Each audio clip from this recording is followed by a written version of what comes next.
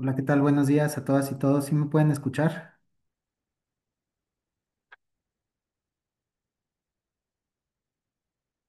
Hola, hola. Ana, Emily, Carolina. ¿Sí me escuchan? Sí, maestro. Ok, perfecto. Pues bienvenidas, bienvenidos a su clase de Derecho Constitucional. Denme un segundito para compartir pantalla nada más para comenzar. Ahí estamos viendo en pantalla la presentación, ¿verdad?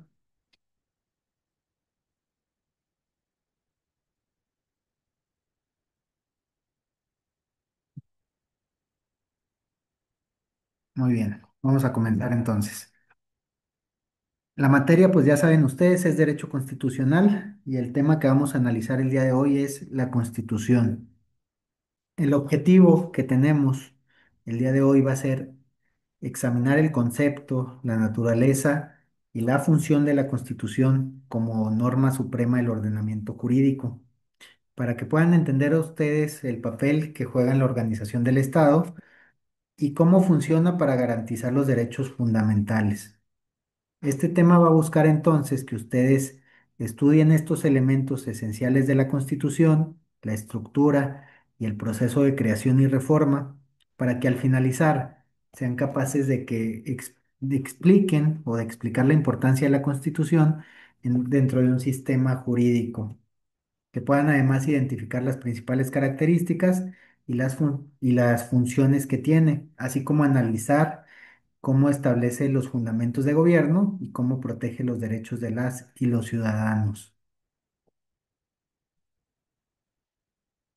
Estamos viendo precisamente los puntos claves de este primer subtema, que es la Constitución o la definición de la Constitución. Y esta la podemos decir como ese conjunto de normas fundamentales que establecen la organización, el funcionamiento y las limitaciones del poder del Estado.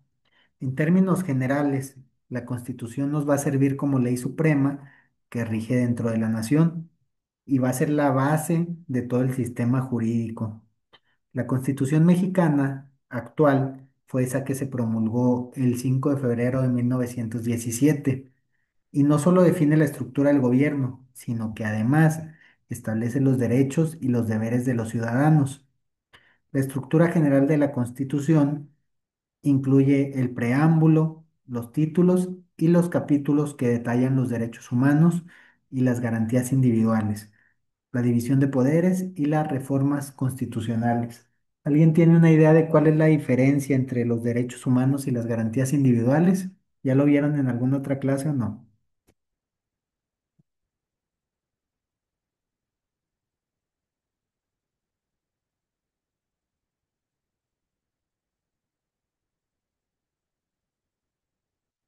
Creo que no. Pero bueno, entonces si no hay dudas, voy a seguir derecho y ya si tienen alguna duda me la hacen saber al final. Vamos a hablar ahora acerca de la historia de la Constitución mexicana. Tuvo una serie de cambios o de reformas con el paso del tiempo. La primera que vamos a tomar en consideración para efectos de la clase es la Constitución de Cádiz, que esa se promulgó en el año de 1812. Posteriormente surge la Constitución de 1824, la de 1857, que ahí está cambiada la pantalla, y por último la de 1917, que es la que tenemos en la actualidad, y que promulgó Venustiano Carranza. La historia constitucional de México, entonces, es rica y compleja. Es algo que se elaboró a través de los años que estamos viendo desde 1812 hasta la actualidad y que surge con esta Constitución de Cádiz. Aunque no fue exclusivamente mexicana esta Constitución, pues tenía muchos tintes españoles, influyó en los ideales constitucionalistas del país. Posteriormente, la Constitución de 1824 estableció un gobierno federalista. Por otra parte, al ir evolucionando, la Constitución de 1857, además del federalismo, introdujo importantes reformas liberales. Estas generaron conflictos significativos que derivaron en la Guerra de Reforma y finalmente la Constitución de 1917 se estableció como un sistema más garantista.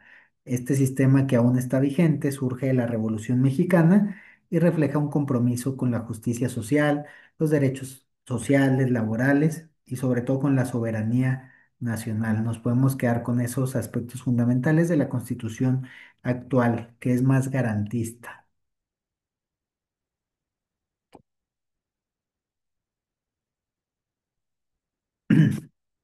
Ahora vamos a hablar acerca de los principios fundamentales de la Constitución del 17, que es la que, como les sigo insistiendo, es la que nos rige en la actualidad. Hay unos principios que son como el núcleo duro de la Constitución, aquel que no se puede variar, que son la soberanía nacional, la división de los poderes, el federalismo y los derechos humanos o fundamentales. La Constitución del 17 entonces decimos que se basa en estos principios fundamentales. La soberanía nacional quiere decir en palabras sencillas, es este poder que reside en el pueblo y que todas las autoridades emanan de este, que nadie puede estar por encima de nuestra autonomía como nación.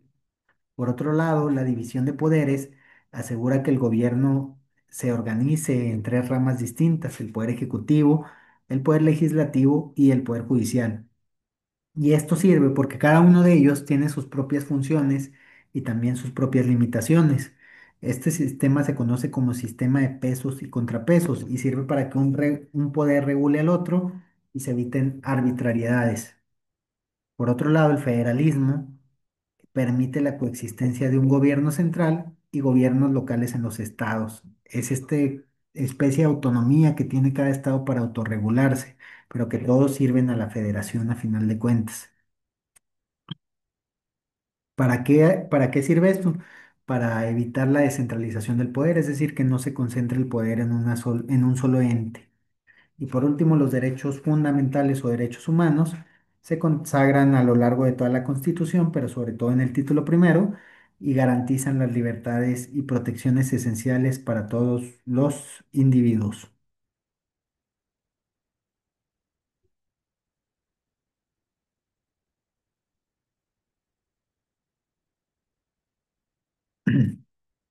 La Constitución también establece la estructura que tiene el gobierno en nuestra nación, que ya les adelantaba hace un momento.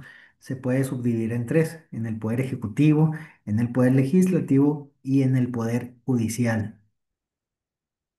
La Constitución establece esta clara división de poderes para evitar la concentración de la autoridad y garantizar el equilibrio y la supervisión entre las diferentes ramas del gobierno. El poder ejecutivo, en resumen, y en un súper resumen, si lo quieren ver así, está encabezado por la Presidenta de la República, quien es la responsable de la administración pública y la ejecución de las normas. El Poder Legislativo está compuesto del Congreso de la Unión. El Congreso de la Unión, como ya lo deben saber, incluye la Cámara de Diputados y la Cámara de Senadores. Ese es el Congreso de la Unión y tiene como principales funciones la de crear, modificar y abrogar diferentes leyes. El Poder Judicial, por otro lado, que está encabezado por la Suprema Corte de Justicia, es el máximo intérprete y este va a establecer cómo se deben aplicar las leyes, es decir, cuáles son el espíritu de la norma que le da el legislador al momento de establecerlo como norma. Para eso nos sirve el Poder Judicial y también para la aplicación de las leyes, porque también el Poder Judicial incluye todos los juzgados de primera, de segunda instancia y posteriormente la Suprema Corte de Justicia.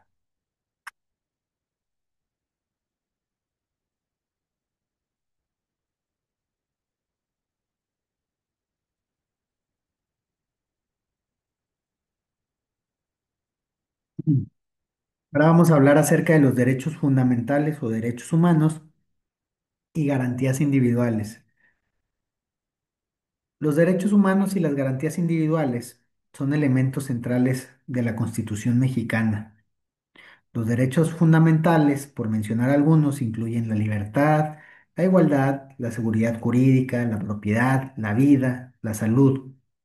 Y las garantías individuales, que justo hablábamos de eso hace un momento, de esta diferenciación que hace la norma, son los mecanismos legales que van a asegurar la protección y también el hacer efectivo estos derechos ¿Contra qué? Contra posibles abusos por parte del Estado u otras entidades.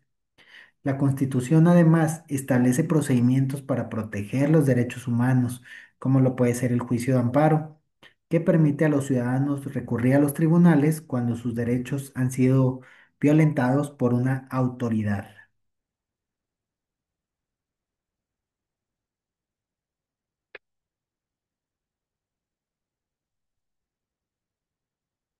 Vamos a hablar ahora acerca de la reforma constitucional.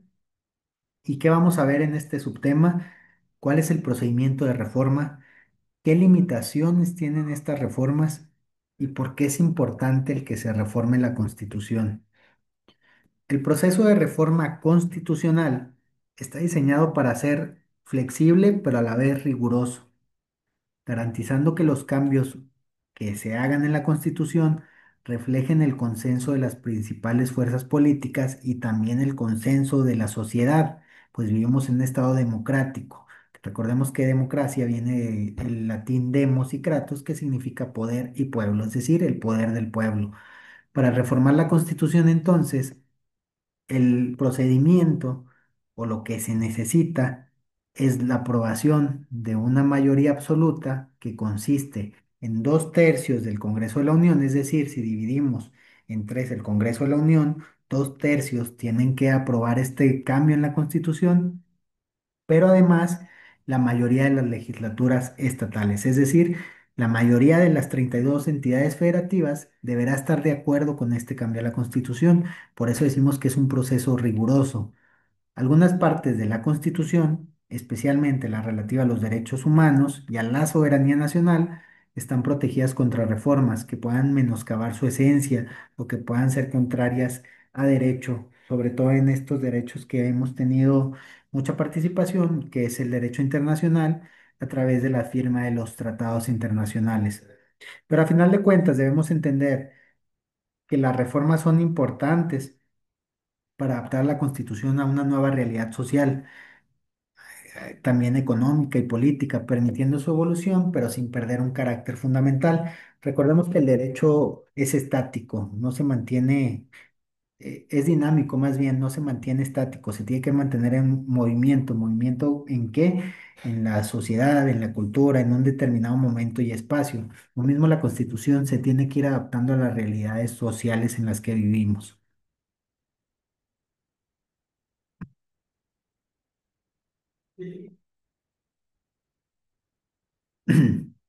Ahora vamos a hablar acerca del amparo y del control constitucional. ¿Qué vamos a ver? Vamos a ver en un breve, muy breve resumen, porque es un tema muy complicado, qué es el juicio de amparo, qué es el control de constitucionalidad y qué papel juega la Suprema Corte de Justicia dentro de estos aspectos. Y de esto vamos a decir que el juicio de amparo es este mecanismo legal, es un juicio precisamente que protege a los ciudadanos y a las ciudadanas contra actos de autoridad que violen sus derechos humanos y constitucionales. Esta herramienta es esencial para el control correcto de la constitucionalidad y para garantizar la supremacía constitucional. Busca una protección amplia para los derechos de las personas y para evitar la arbitrariedad por parte de la autoridad. Por otro lado, en lo que se refiere al control de constitucionalidad, se refiere a aquellos procedimientos y mecanismos a través de los cuales se asegura que las leyes y los actos del gobierno vayan a la par de la Constitución. ¿A través de qué? De revisiones. ¿Y quién hace estas revisiones? En nuestro caso tenemos un control de constitucionalidad difuso que precisamente permite a las autoridades en el ámbito de sus competencias a que puedan efectuar este control de constitucionalidad e inaplicar una norma cuando es contraria a la Constitución. Pero el organismo máximo de revisión de estas situaciones siempre va a ser la Suprema Corte de Justicia, quien desempeña un papel crucial en este proceso, resolviendo controversias constitucionales y también emitiendo interpretaciones vinculantes de la ley, interpretaciones que van a tener como peso máximo lo que les decía hace un momento, el espíritu de la norma o qué quería decir el legislador al momento de crear una determinada ley.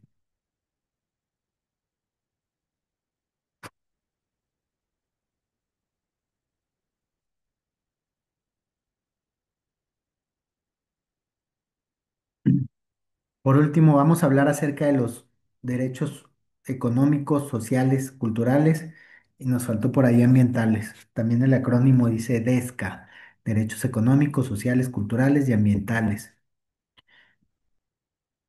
Es importante entender que la Constitución mexicana incluye una serie de derechos sociales y económicos que reflejan el compromiso del país con la justicia social.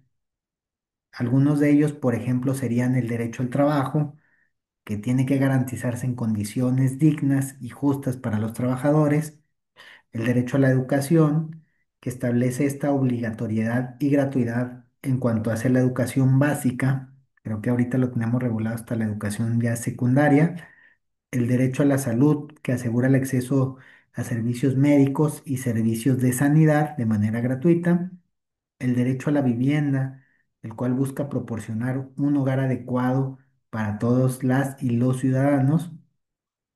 Estos derechos son importantes, es más, me atrevo a decir que son esenciales para el sano desarrollo, el bien común, el bienestar y el desarrollo de la sociedad mexicana.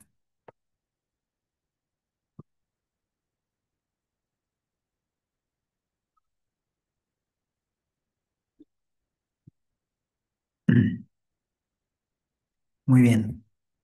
La Constitución tiene como pilares fundamentales, además de todo lo que ya platicamos, una serie de principios. Los que vamos a hablar ahorita es el principio de legalidad, el principio de igualdad ante la ley y el principio de justicia. En resumen, el principio de legalidad establece que todas las acciones del gobierno tienen que estar basadas en ley. Esto busca garantizar la transparencia y la responsabilidad y también busca poner un candado a las acciones de la autoridad. El principio de legalidad tiene dos vertientes, en la cual establece que el particular solo está obligado a aquello que la ley expresamente le obliga como condición y por otro lado la autoridad solo está facultada para hacer lo que la ley le faculta realizar expresamente. Por otra parte, el principio de igualdad ante la ley asegura que todos las y los ciudadanos reciban el mismo trato y protección bajo la ley sin que exista alguna discriminación por etnia, raza, nacionalidad, orientación sexual o por ningún tipo eh, ajeno a estos, vaya. Por otro lado, el principio de justicia es fundamental para el orden constitucional y se refleja en la protección de los derechos humanos y también de las garantías individuales, así como en la imparcialidad y la eficiencia dentro de un sistema judicial.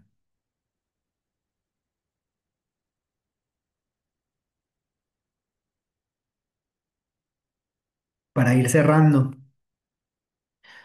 podemos decir entonces que la Constitución no solo es un documento legal, sino es una guía completa que va a influir en todos los aspectos de la vida diaria de los ciudadanos. Es lo que nos rige y es lo que permea en todas las demás leyes secundarias. Es por eso importante entender su importancia y cómo se protegen nuestros derechos y estructura de gobierno a través de ella. Sin embargo, la Constitución también enfrenta desafíos en su aplicación y en la adaptación a las circunstancias que decíamos hace un momento, sociales, políticas, culturales. Por eso es importante reflexionar sobre estos desafíos y sobre cómo podemos fortalecer nuestra Constitución para poder asegurar un futuro justo y democrático para México. ¿Hasta aquí tenemos alguna duda o pregunta sobre el tema que vimos el día de hoy?